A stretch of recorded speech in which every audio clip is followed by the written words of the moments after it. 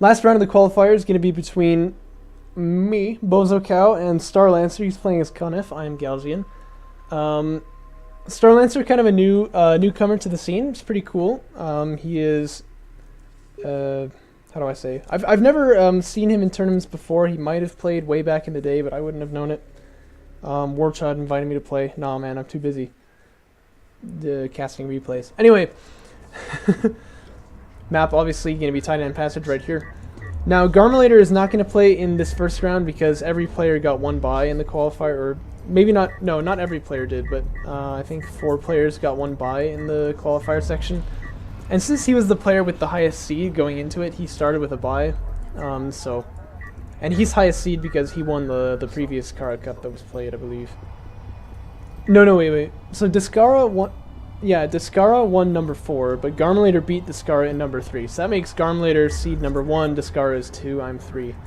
That's the way that works out. If Catharsis had been playing, he would have been 3 and I'd be 4. But, 'tis not so, am I right? So, I'm obviously moving out across the map with my production cruiser. This is what I always do. StarLancer also has gone for Sandskimmer fabrication, but getting a couple more salvagers first. And I know I'm playing against Conf. I really just don't want to get, you know, surprised by blast drones. There's actually a small window that they could run by over here, but I mean, who would try that really? I'm moving down with my Sandskimmer over on this side, moving over on this side, just trying to make sure I have like an anti-blast drone net, if you will. And it's a good thing to remember about blast drones. That was a blast drone! No, it's just the mine. Good thing to remember about blast drones is that one Sandskimmer can fight them all day, because if they detonate on the Sandskimmer, they lose, no matter how many there are. It's not a good trade for them, so that kind of a Sandskimmer net is good. Allows you to just kind of like see where they are, and if you do encounter the blast drones, you can fight them in the early game. Conf carrier going to do a good job and kind of repulse me right here. It's repulsive. And I still have not seen the base runner, which had me a little bit worried, but this guy, I'm not sure why he's still here. Yeah, he needs to move back and heal. I haven't spotted the base runner yet, which has me just a little bit worried, but in reality what happened was that he retired it. And he goes for assault ships quite quickly. If you look at his resources here. Never mind. Oh yeah, maybe he's stacking to a production cruiser? Time will tell, but he may be executing a build order is what I'm trying to get at here. One Sandskimmer comes out to his death. Poor guy. Didn't even know. There's another one right over here. See, I'm free to take the artifacts, of course. I'm going to start doing that. And you notice that I'm immediately moving back with a production cruiser because I don't really believe that I'm going to be able to do too much damage here. So I'm just going to go for an early refinery mode and try to make this an eco exit from the 1 PC aggression. I am, however, going to get a salvager here, almost certainly. Though the carrier's PD is quite good, I still will get this kill, and then I can back away. I can even stay in and get another one, probably for like 2 losses, but I don't really want to make that trade. But I catch the assault ships. I saw that right as it popped out. So I know that that's coming. Refinery mode is on the way for me, but I already have railgun tech, so I can just make assault railguns. It's not going to be a problem. I can even go for heavies at this point because I know that I have skimmer control, but that'd be a little bit risky, so I don't really want to do that just yet. Base runner is going to score this artifact. And my scanner here will tell me pretty early if those assault ships are headed down this way. You can see me moving one over here. I think I wanted to know if he was on like 2 bases or not, and I did get the confirmation. Production cruiser's here, that means it's not there, so not yet probably.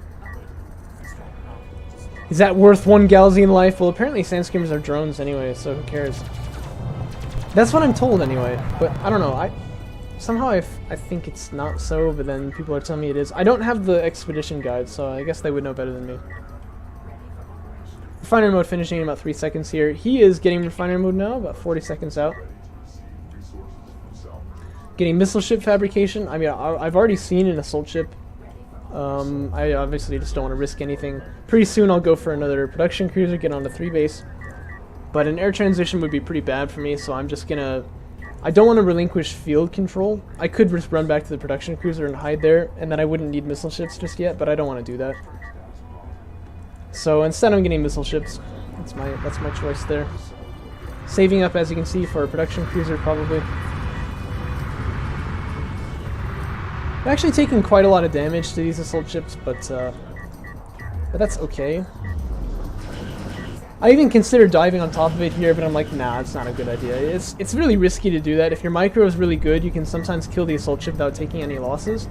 That's just kind of how AoE is, you know, it's like, if you can micro really well, sometimes you can negate it entirely, but it's really risky, so. Assault ship's gonna get a scanner here, that's not bad. But, they have not been able to attack at all. And that means that StarLancer needs to move on to another thing very quickly, but he hasn't just yet. Maybe Siege Cruiser Fabrication is his plan here, but he should really click on something. One of these two, or one of these three, honestly. All three of them are pretty good.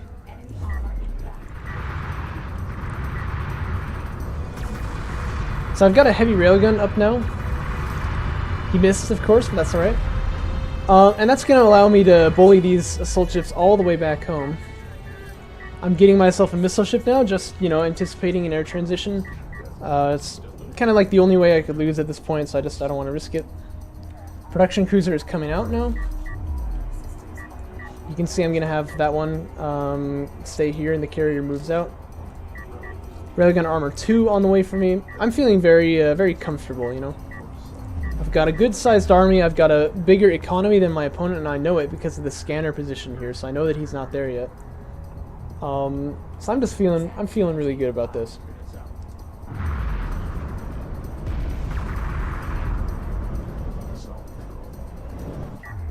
Now the tech choice is going to be Siege Cruiser Fabrication, but it's important to note how long that takes to get finished.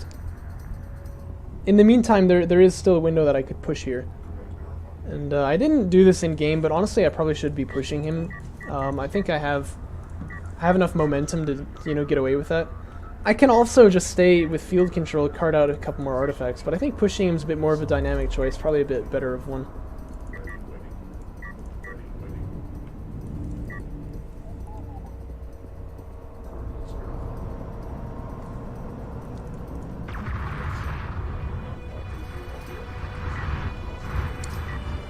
One sand skimmer goes down right there.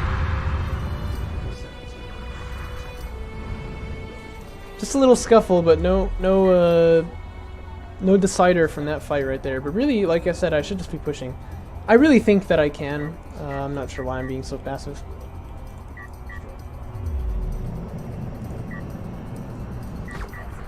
I'm beginning to move out now. I've kind of allowed my opponent to get to Siege Cruiser Fabrication, but you know, whatever. But yeah, this doesn't look good for him. It's not a good engagement at all, really. He's going to get a couple sand skimmers for those assault ships. But at this point, all the sand skimmers are gone. I can keep pushing. I have vision up till there, so my railguns are able to shoot that far.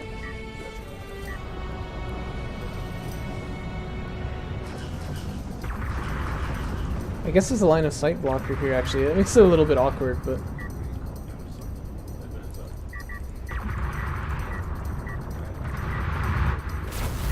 He's been actually doing a pretty good job kind of juking and driving with these assault ships here, I gotta say. But his carrier beginning to move out now. He does have the cruise missiles. And he is making a siege cruiser that'll be finished momentarily, I think, anyway. Yeah, that's not momentarily, really, but soon. Soon, basically. I need more heavy railguns in order to push out here, so you can see I've made 3 of them. Is that one too? No, I've made 5 of them.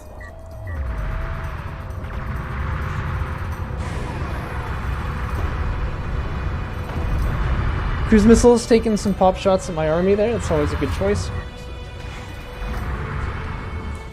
But the railgun count is pretty high now.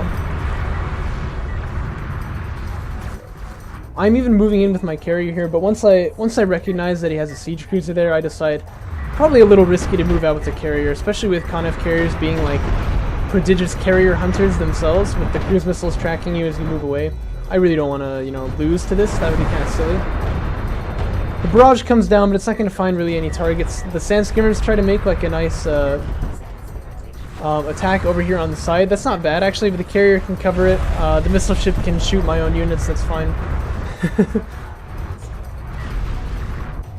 And that carrier now at, you know, 3,000 health.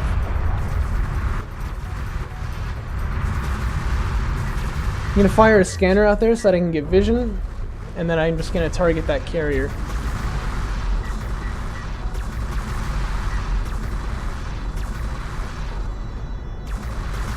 And there's not really anything you can do about that, so that will be game. Just kind of a classic example of how I like to execute my one production cruiser push build.